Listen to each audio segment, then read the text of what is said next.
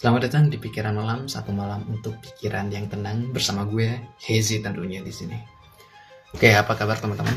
Ya, gue record di sore hari, di siang hari, tapi nanti kita tayangkan di malam hari. Namanya juga Pikiran Malam, pasti kita banyak pikiran ketika malam hari karena suasana begitu tenang, kita tidak melakukan aktivitas apapun, sehingga otak kita yang terus-terusan bekerja untuk berpikiran.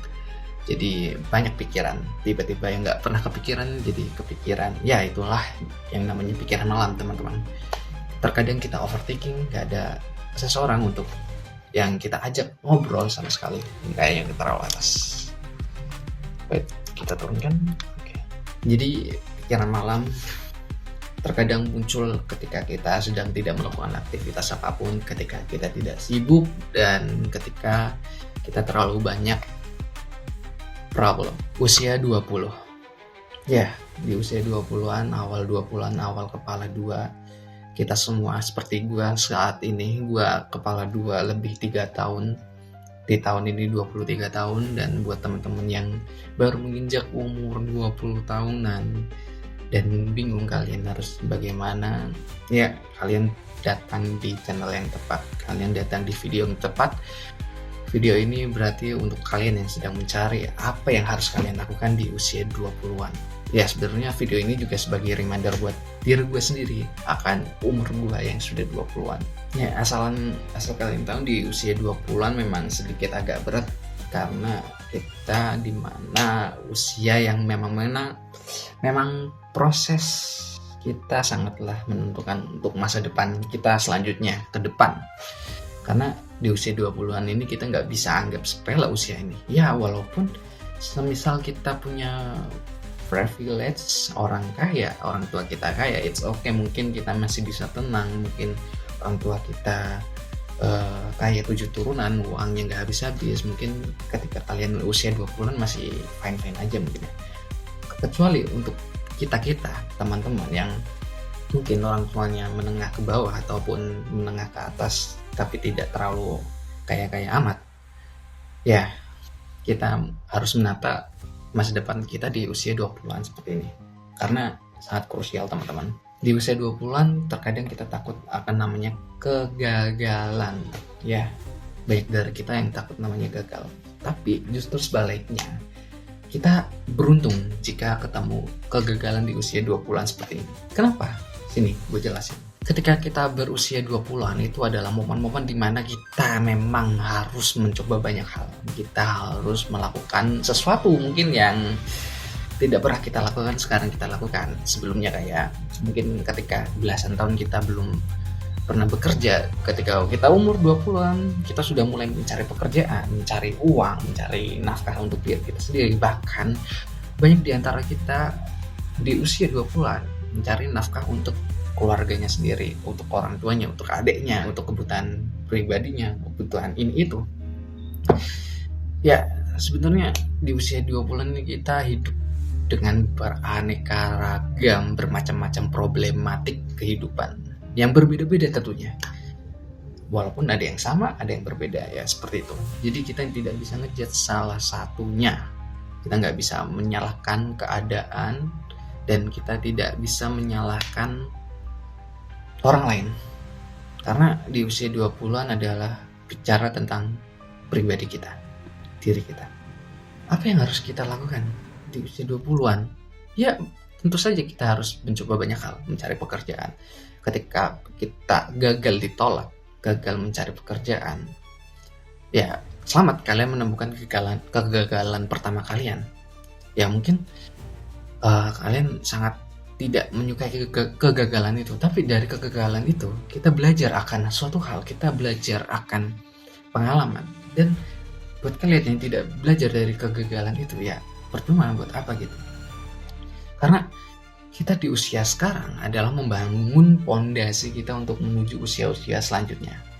Ya jangan sampai amit-amitnya adalah ketika kita usia 30 atau 40-an kita baru menemukan yang namanya kegagalan yang seharusnya kita temukan di usia 20-an. Mungkin belasan ada yang sudah ketemu, tapi rata-rata dari usia manusia adalah ketika umur 20-an dia menemukan banyak kegagalan. Kenapa gue bilang kalian beruntung ketika nemu kegagalan di usia 20-an? Karena itu suatu pelajaran terbaik kalian ketika umur 30 atau 40 atau selanjutnya. Karena di usia-usia itu ketika kita menemukan problematik yang sama persis di usia 30-an dan kita pernah ketemu di usia 20-an, kita tahu apa yang harus kita lakukan. Kita tahu apa antisipasinya dan kita tahu cara menyelesaikan itu. Jika kita tidak menemukan kegagalan di usia 20-an, kita akan bingung. Dan kalian ngapain selama usia 20-an? Kita nggak bisa throwback, kita nggak bisa kembali ke usia 20-an lagi, teman-teman. Jadi sangat beruntung buat kita yang ketemu kegagalan di usia 20 tahun. Dan terkadang di usia 20-an kita merasa insecure, kita merasa takut melihat pencapaian orang-orang lain. Kayak teman kita si A sudah mendapatkan pekerjaan di perusahaan A, teman kita di perusahaan B, dia sudah bisa membeli mobil, membeli motor, rumah. Bahkan di usia-usia 20-an, bagi mereka yang punya privilege yang bagus, arah hidup mereka sudah ditentukan oleh orang tuanya. Mereka sudah menemukan jalannya, mereka sudah ditata, sudah disusun jalannya mereka. Buat kita yang sedang mencari perjalanan kita masing-masing, membangun jalan kita masing-masing, akan berbeda cerita. Kita akan melalui proses-proses yang sangatlah berat. Kita akan melalui proses yang sangat panjang, teman-teman. Tapi di balik itu, struggle kita, mental kita akan terbentuk dengan berbeda dengan mereka yang sudah disusun jalannya. Tapi di lain sisi, mereka yang sudah ditata jalannya, ketika mereka bisa memanfaatkan privilege itu, it's okay. Karena itu bagus, teman-teman. Ketika kalian sudah menemukan punya privilege, dan bisa memanfaatkan itu, cerdas. Mereka bisa memanfaatkan itu dengan maksimal. Tapi ketika orang yang sudah punya privilege tidak bisa memanfaatkan privilege itu, kalian bisa menilai sendiri betapa ruginya orang itu. Dan di usia 20-an, kalau kalian melihat teman-teman kalian sudah mulai investasi, wah, ada yang investasi uang, kripto, ataupun trading, itu bagus. Tapi untuk mereka yang mampu, mereka yang punya duit, mereka yang punya uang, mereka yang punya privilege banyak, itu bagus. Sedangkan yang tidak punya privilege itu, investasi yang terbaik adalah diri kita sendiri, pribadi kita sendiri, otak. Investasi terbaik adalah leher ke atas, mindset, otak, skill, pikiran yang bisa kita kuasai, kita pelajari, kita tambah, kita upgrade, teman-teman. Bagaimana cara untuk mengupgrade itu? Bagaimana investasi otak ke atas, leher ke atas, teman-teman? Kita bisa memulainya dari mengenali diri kita sendiri. Apa yang bisa kita lakukan? Skill apa yang kita punya? Kalaupun itu merasa masih kurang, kita masih bisa asah skill itu. Diasah, teman-teman. Kalau kalian merasa bodoh, gue merasa bodoh, gue belajar, teman-teman. Gue baca buku, gue menonton podcast, gue mendengarkan cerita pengalaman orang-orang, gue bertanya kepada orang, apa yang harus gue lakukan? Gue mendengarkan pengalaman orang. Ketika orang itu pernah melakukan kesalahan sesuatu, kita dengarkan cerita itu adalah proses pembelajaran kita juga. Kita jadi tahu, ternyata kalau seperti ini, kesalahan ini, untuk mengantisipasinya, kita harus melakukan ini, teman-teman. Itu namanya proses belajar, investasi leher ke atas. Kalau kalian malas membaca, it's okay. Kalian masih bisa mendengarkan podcast, mendengarkan cerita orang lain. Dan kebetulan, gue sebenarnya orang yang malas untuk belajar, tapi gue merasa harus lebih sadar akan diri gue, akan masa depan gue. Jadi mau gak mau gue harus paksa diri gue belajar untuk membaca buku.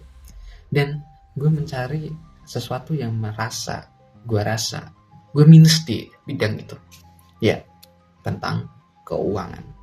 Oleh karena itu gue banyak-banyak membaca, seperti buku ini, The Art of Spending Money, terus bisnis brand, terus dan masih banyak buku-buku lainnya seperti itu. Masih banyak buku lain seperti Psychology of Money, lanjut Atomic Habit, ya masih banyak lagi teman-teman. Dari buku-buku ini gue belajar akan mindset yang baru. Dari buku-buku ini gue bisa mempelajari apa yang orang tulis. Dan asal kalian tahu, untuk membuat itu memerlukan waktu yang sangat lama teman-teman. Mereka melakukan riset, wawancara, mencari jurnal, dan akhirnya terciptalah sebuah karya buku. Gak ada salahnya kita untuk membaca. Mereka membuat karya buku sekitar 3, 2, 5 tahun. Tapi kita kalau membaca buku, kita membaca pengalaman orang lain. Kita membaca pengetahuan orang lain. Dan waktu yang kita habiskan untuk membaca itu mungkin 1 hari, mungkin 1 minggu, 2 minggu, 3 minggu untuk menghabiskan satu buku. Itu sama aja kita melahap 3 tahun, 4 tahun, 5 tahun. Apa yang mereka dapatkan? Ya itu makanya. Belajar itu bisa dari mana aja teman-teman. Walaupun kalian tidak mau membeli buku, kalian bisa beli e-book. Sebenarnya di usia 20-an ya agak berat teman-teman. Karena kita sudah banyak melihat pencapaian, kegagalan orang lain juga. Kenapa kita bisa merasa insecure ataupun takut di usia seperti ini? Takut gagal. Ya karena kita terlalu banyak melihat insight orang-orang yang berhasil mencapai kesuksesan mereka dengan cara mereka. Kita terlalu banyak melihat kegagalan orang lain, jadi kita terpengaruh, takut kegagalan itu juga terjadi kepada diri kita. Kita terlalu takut, kita terlalu banyak insight, kita terlalu banyak melihat orang lain. Padahal yang terutama adalah bagaimana cara kita melihat diri kita sendiri. Itulah yang penting teman-teman. Dan di era sosial media sekarang, apalagi kita sebagai Gen Z, gue Gen Z teman-teman, usia 23 tahun, sosial media itu sangatlah berbahaya kalau kita tidak bisa menfilter itu. Ya, banyak kesuksesan yang kita lihat orang-orang lain sukses dengan cara yang mereka, kita ingin mendapatkan kesuksesan itu juga secara instan, tapi kita tidak bisa melakukan itu. Kita akan menjadi stres sendiri, kita akan menjadi beban pikiran kita sendiri. Nah, maka dari itu pintar-pintarlah kita bersosial media. Bijak-bijaklah kita melihat apa yang kita lihat. Memfilter itu adalah hal yang bijak, teman-teman. Dan di usia 20-an sebenarnya kita punya pace masing-masing. Kita punya ritme masing-masing. Kita nggak harus jadi A, kita nggak harus jadi B. Kita nggak harus ketika usia 20-an. Apalagi gue yang bentar lagi quarter life crisis. Ya mungkin sekarang gue udah merasakan quarter life crisis terlebih dahulu. Gue ke depan mau jadi apa? Gue nggak bisa gini-gini terus. Ngeliat si A udah punya rumah, lihat si B punya tabungan 100 juta, 50 juta, sekian juta. Si C punya rumah, si D sudah menikah. Ya, mungkin itu berat teman-teman. Tapi kita nggak usah membandingkan diri kita terhadap orang lain. Kita punya waktu kita masing-masing. Kita nggak harus punya uang 10 juta di tabungan. Kita nggak harus punya rumah terlebih dahulu. Kita nggak harus menikah terlebih dahulu. Karena apa? Kita punya waktu masing-masing teman-teman. Jadi nggak usah takut di usia 20-an. Lebih takutlah ketika kalian tidak menemukan kegagalan di usia 20. Percayalah pada gue teman-teman. Karena ketika kalian menemukan kegagalan di usia 20 tahun, itu artinya kalian sangat beruntung. Bisa mempelajari kegagalan itu. Kegagalan dari pengalaman kalian. Temukanlah banyak kegagalan di luar sana. Banyaklah mencoba teman-teman. Karena semakin banyak kita menemukan kegagalan, semakin bagus untuk diri kita naik kelas, teman-teman. So, hanya itu yang bisa gue sampaikan ke teman-teman semua. Ini sebagai reminder juga kepada diri gue sendiri. Karena gue juga bukan siapa-siapa. Ini adalah curahan ketika pikiran malam gue adu domba dengan diri gue sendiri.